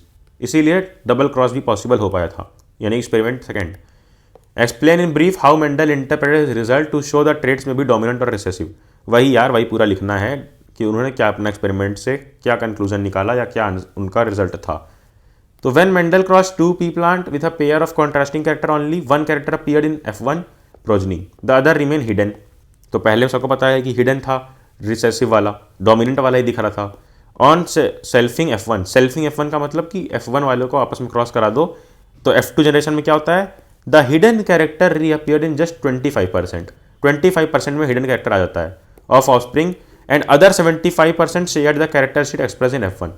तो 3:1 का आता है ना अपना रेशियो, जिसमें 3 क्या रहते हैं, वही डोमिनेंट वाले और 1 अपना रिसेसिव आ जाता है। Mendel concluded that the character which expressed itself in F1 and in 75% of individuals dominant, ये dominant है, और recessive वाला 1 है, यानी कि 25% है। Name any 5 vegetable generated from a common ancestor। अब ये वो बॉक्स वाला क्वेश्चन है जो इवोल्यूशन से है और ये कट है क्योंकि इस बार सिलेबस में नहीं है। Explain Mendel concept of heredity, ये हमने ऑब्वियसली पढ़ लिया है, तीनों लॉ हैं इनके, पहला, दूसरा, तीसरा, और ये स्क्रीनशॉट लेकर तुम रीड कर सकते हो। फिर इसके आगे what are mono and hybrid and di hybrid cross, how Mendel prove that tallness is dominant and dwarf. ये हमने देखा, ये मेंडल के डाई हाइब्रिड क्रॉस और मोनो हाइब्रिड क्रॉस क्या रहता है। मोनो हाइब्रिड में रेशियो रखना 3:1 अपना रहेगा जीनोटिपिक, और 1:2:1 अपना रहेगा फिनोटिपिक। फिनोटिपिक है 3:1, ठीक है, और जीनोटिपिक 1:2:1। फिर डाई हाइब्रिड क्रॉस में क्या है, 9:3:3:1, ठीक है।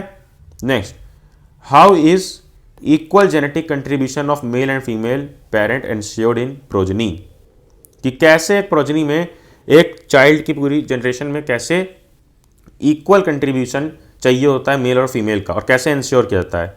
Genetically organism are of 2 type, haploid और डिप्लॉइड। एक होते हैं हैप्लॉइड, एक होते हैं डिप्लॉइड। हैप्लॉइड वो ऑर्गेनिज्म होते हैं जिनके पास एक सिंगल सेट ऑफ क्रोमोसोम होता है, जिसमें एक क्रोमोसोम सिंगली रिप्रेजेंट होता है। As the chromosome are bearer of genes, haploid a single gene determine the expression of characteristic. तो इसमें एक सिंगल जीन ही एक्सप्रेस करता है। वहीं डिप्लॉइड समझो, डिप्लॉइड समझ जाओगे, हैप्लॉइड भी। डिप्लॉइड क्या होता है, they have 2 sets of homologous chromosome where the chromosome occur in pair, one maternal and one maternal contributed by the mother through her ovum and second chromosome of pair is contributed by male. तो अगर single है तो वो single ही decide करेगा कि क्या रहेगा आगे, लेकिन अगर डबल है तो एक ओवम से आ जाता है और एक आ जाता है स्पर्म से, और इसलिए वेरिएशन होती है। इसीलिए इक्वल कंट्रीब्यूशन होता है मेल और फीमेल का, ठीक है। The resultant cell zygote produced by fusion of male and female gamete have 2 sets of chromosome, each set contributed by each parent. In diploid the character is controlled by 2 genes, both father and mother. अब अपना यह है last question कि how is child of sex determined in human being. Important है ये, इस साल के लिए 12, 13, 14 में आ भी चुका है कि कैसे किसी भी चाइल्ड का सेक्स डिटरमाइन होता है, अरे जेंडर, कि वो मेल है या फीमेल। तो there are 23 pair of chromosome in a cell of human body. एक सेल में 23 pair of pair of chromosome. Out of this 22 are autosomes, ठीक है, नॉर्मल वाले।